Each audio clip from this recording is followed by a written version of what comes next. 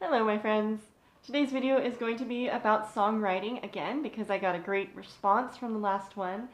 I wrote a song called The Shrine and we're going to talk a little bit about the form, about word choices, and all that fun stuff. So let's get started.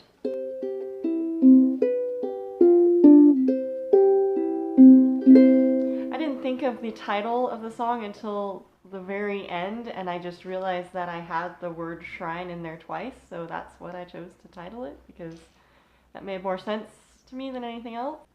The concept that I had before writing the song was I wanted to write something about holding on and letting go.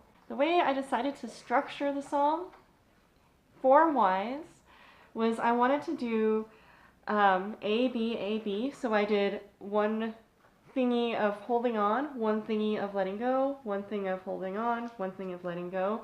I'm not using the words verse or refrain or chorus because it's not really, it doesn't really have any words that repeat. But the parts that are holding on are part A, and the parts that are letting go are part B. So it is technically, it's A, B, B form, because I have two verses of letting go at the end. In terms of the chord structure, I've still been resonating with the major 7 chord, so I decided instead of a baritone ukulele that I used last week, I would use a soprano ukulele, and instead of strumming it, I would do some finger picking. So I started on a C major 7 chord.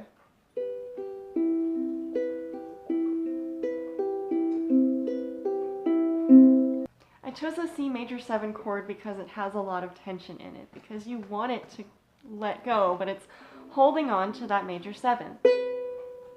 You want it to go up here, but it just can't. In this song, I took a lot from my previous song, which was I did a classic chord structure, like major chord structure of 1, 6, 4, 5, 7, 1, and I just added some more notes in it to make it seem more tumultuous. In this case, I kept my finger on the B the whole time. The reason for that is actually really superficial, because if I actually did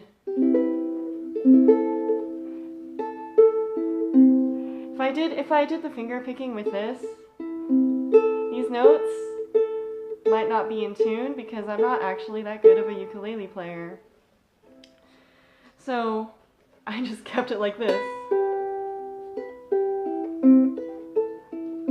so that there wouldn't be any risk of bad unisons. That's the only reason. But I liked how it turned out. So what I did was this is hard for me, C major 7, and then A minor, adding the second, and then F major with a raised 4th, and then G7. So it sounds really ethereal, and it sounds like, honestly, it sounds like you're just holding on to something that's not going to keep existing. And that's the effect I wanted. Chord progression sounds like this.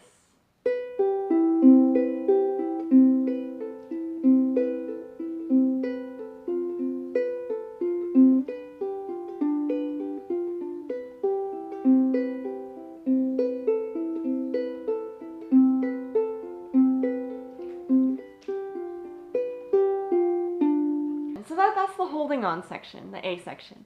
The B section is the letting go section. I wanted the chords to reflect letting go. We have major chords. I start with F, but again, I hate the unison, so I am just going to keep that C there.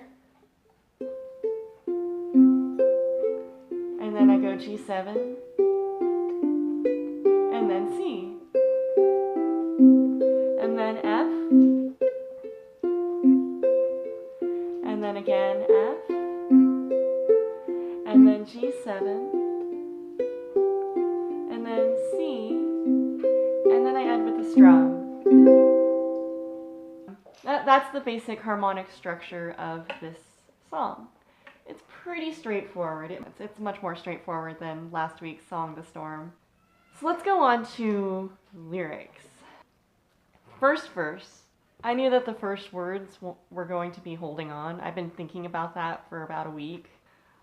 Holding on to a shadow of what I'd assumed was mine. Built my shrine around it, held on tight as I watched it crumble. So have you ever had that feeling where you're just like trying not to give up on something, but you can see it giving out? That was me. So that's my first holding on verse. It's very short. There's not nearly as many words as The Storm. Here's the letting go section. Boiling tears fall freely as my hands release what's left, leaving dust in the creases of my skin. Before I go on, I want to share how I arrived to these word choices, because it's something that I don't do enough, that I should do more.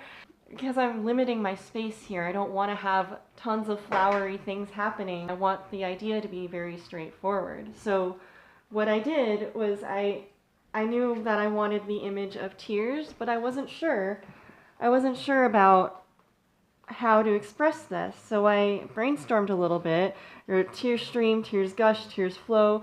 And I arrived at tears boil because that would have been the easiest to say with my mouth. Like that's really what it was. And then hands unclench, hands open, hands bloom. And I finally arrived at hands release, which is the most synonymous to letting go.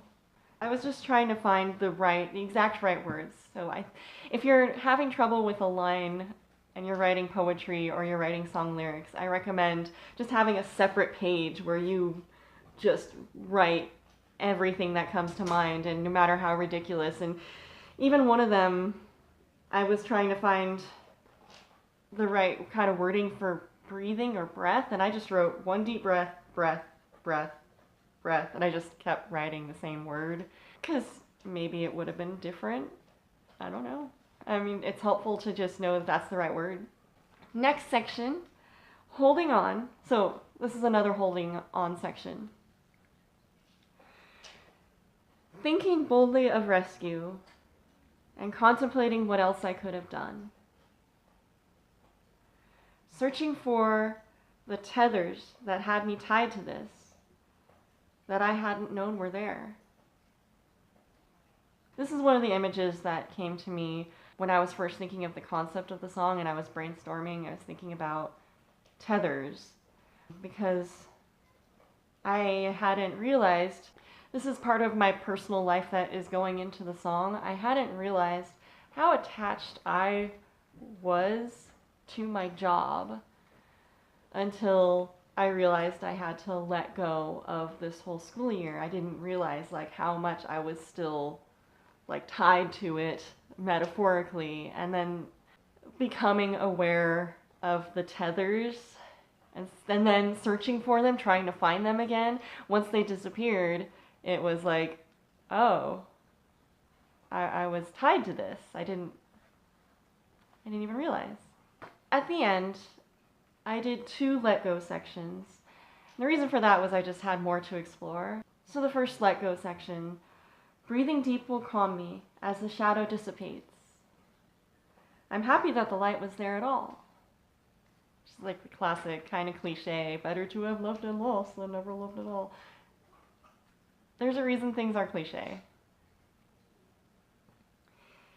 As I let go, I'm feeling everything and nothing. Someday I may build a shrine again. So the last line that was actually the most difficult for me to write was the second last one, just because I was searching for the perfect transition, but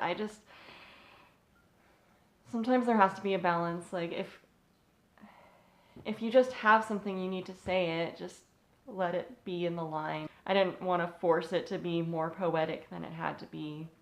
And that's, as I let go, I'm feeling everything and nothing.